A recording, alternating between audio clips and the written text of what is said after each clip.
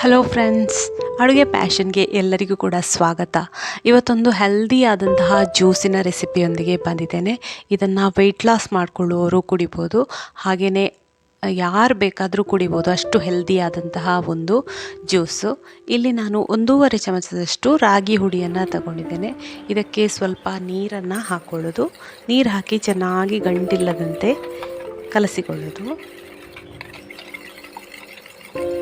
ಇಷ್ಟು ಸ್ವಲ್ಪ ರಾಗಿ ಹುಡಿ ಹಾಕಿದರೆ ನಮಗೆ 1.5 ಗ್ಲಾಸಷ್ಟು ಜ್ಯೂಸನ್ನು ಮಾಡ್ತಾಯಿದ್ದೇನೆ ನಾನಿಲ್ಲಿ. ಅಷ್ಟು ಆಗ್ತದೆ, ಯಾಕೆಂದರೆ ರಾಗಿ ಹುಡಿ ಅದನ್ನು ಇನ್ನೂ ಕುದಿಸಿದ ಕೂಡಲೇ ದಪ್ಪ ಆಗ್ತದೆ ಅಲ್ವಾ.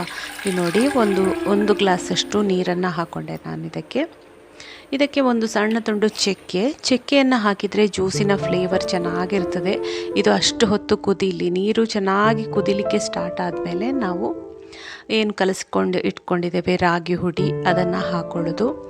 ಇದನ್ನು ಚೆನ್ನಾಗಿ ಕುದಿಸಿಕೊಳ್ಬೇಕು. ಒಂದು 5 ನಿಮಿಷ ತಗೊಳ್ತದೆ. ಇದು 5 ನಿಮಿಷ ಅಂದರೆ ಬೇಗ ಬೇಗ ಆಗ್ತದೆ, ತುಂಬ ಲೇಟೇನಾಗೋದಿಲ್ಲ. ಸ್ವಲ್ಪ ಕುದಿಲಿಕ್ಕೆ ಸ್ಟಾರ್ಟ್ ಆದ ಕೂಡಲೇ ದಪ್ಪ ಆಗ್ತದೆ. ಇದು ವೆಯ್ಟ್ ಲಾಸ್ ಮಾಡೋರಿಗೆ ಒಂದು ಒಳ್ಳೆಯದಾದಂತಹ ಸ್ಮೂದಿ ಅಂತ ಹೇಳ್ಬೋದು. ಇದನ್ನು ನೈಟ್ ನೀವು ಊಟದ ಬದಲು ಇದನ್ನು ಕುಡಿದ್ರೆ ಹೊಟ್ಟೆ ತುಂಬ ಆಗ್ತದೆ. ಇದಕ್ಕೆ ಕೆಲವೆಲ್ಲ ಇಂಗ್ರೀಡಿಯೆಂಟ್ಸ್ ಕೂಡ ಆ್ಯಡ್ ಮಾಡಲಿಕ್ಕುಂಟು, ಮುಂದೆ ಹೇಳ್ತಾ ಹೋಗ್ತೇನೆ.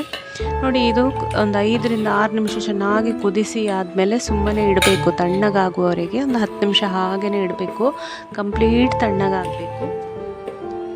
ನೋಡಿ, ಇಲ್ಲಿ ಕಂಪ್ಲೀಟ್ ತಣ್ಣಗಾದಂತಹ ಈ ರಾಗಿ ಅಂಬಲಿ ಅಂತ ಹೇಳ್ಬೋದು. ಏನು ಹೇಳೋದು ಇದಕ್ಕೆ, ರಾಗಿ ಅಂಬಲಿ ಅಂತ ಹೇಳ್ಬೋದು. ಇದನ್ನು ರಾಗಿಯನ್ನು ಬೇಯಿಸ್ಕೊಂಡಂತಹ ರಾಗಿಯನ್ನು ಮಿಕ್ಸಿ ಜಾರಿಗೆ ಹಾಕ್ಕೊಂಡೆ. ಹಾಗೆ ದಾಲ್ಚಿನ್ನಿ ಚಕ್ಕೆ ಇತ್ತಲ್ಲ, ಅದನ್ನು ತೆಗೆದಿಟ್ಟೆ. ಅದರ ಫ್ಲೇವರ್ ಎಲ್ಲ ಚೆನ್ನಾಗಿ ಈಗ ರಾಗಿಗೆ ಬಂದಿದೆ. ಅದರ ಜೊತೆಗೆ ನಾನಿಲ್ಲಿ ಪಪ್ಪಾಯವನ್ನು ಕಟ್ ಮಾಡಿ ಹಾಕ್ಕೊಂಡೆ. ಒಳ್ಳೆ ಸಿಹಿಯಾದಂತಹ ಪಪ್ಪಾಯ ಇತ್ತು, ಅದನ್ನು ಸೇರಿಸ್ಕೊಂಡೆ. ಇದಕ್ಕೆ ಸಕ್ಕರೆ ಅಥವಾ ಬೆಲ್ಲ ಏನು ಕೂಡ ಹಾಕಲಿಲ್ಲ ನಾನು. ಹಾಗೆಯೇ ತುಂಬ ಸ್ವೀಟಾಗಿ ಬಂದಿತ್ತು, ಯಾಕೆಂದರೆ ಪಪ್ಪಾಯ ಅಷ್ಟು ಟೇಸ್ಟಿಯಾಗಿತ್ತು. ಹಾಗೆ ನಾನು ಡ್ರೈ ಫ್ರೂಟ್ಸ್ ಎಲ್ಲ ಹಾಕ್ಕೊಂಡೆ, ಬಾದಾಮಿ, ವಾಲ್ನಟ್ ಎಲ್ಲ. ನಿಮಗೆ ಬೇಕಿದ್ದರೆ ಆ್ಯಡ್ ಮಾಡ್ಬೋದು, ಇಲ್ಲ ಅಂದರೆ ಬಿಟ್ಬಿಡ್ಬೋದು. ನೋಡಿ, ಈಗ ಒಂದು ಸೂಪರಾದ ಟೇಸ್ಟಿಯಾದಂತಹ ಪಪಾಯದ ಡ್ರಿಂಕ್ ರೆಡಿ ಆಯಿತು. ಇದಕ್ಕೆ ನೀವು ಕೂಲಾಗಿ ಬೇಕು ಅಂದರೆ ಐಸ್ ಕ್ಯೂಬ್ಸ್ ಕೂಡ ಹಾಕ್ಕೊಳ್ಬೋದು. ಮೇಲಿಂದ ನಾನಿಲ್ಲಿ ಸೀಡ್ಸನ್ನು ಹಾಕ್ಕೊಳ್ತಿದ್ದೇನೆ. ಸೀಡ್ಸ್ ಆರೋಗ್ಯಕ್ಕೆ ಹೇಗೂ ತುಂಬಾ ಒಳ್ಳೆಯದಲ್ವಾ. ಹಾಗಾಗಿ ನೋಡಿ, ಈಗ ನಮ್ಮ ರುಚಿಯಾದ ಜ್ಯೂಸ್ ರೆಡಿ ಆಯಿತು.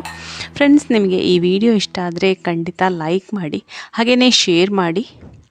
ಹಾಗೆಯೇ ನೀವು ಈ ಚಾನಲನ್ನು ಫಸ್ಟ್ ಟೈಮ್ ನೋಡೋದು ಅಂತಾದರೆ ಖಂಡಿತ ಸಬ್ಸ್ಕ್ರೈಬ್ ಆಗೋದನ್ನು ಮರಿಬೇಡಿ. ಹೀಗೇ ರುಚಿಯಾದ ರೆಸಿಪಿಯೊಂದಿಗೆ ನಾನು ಮತ್ತೆ ಬರ್ತೇನೆ. ಅಲ್ಲಿಯವರೆಗೆ ನಮಸ್ಕಾರ. ಬಾಯ್ ಬಾಯ್, ಟೇಕ್ ಕೇರ್, ಥ್ಯಾಂಕ್ ಯು.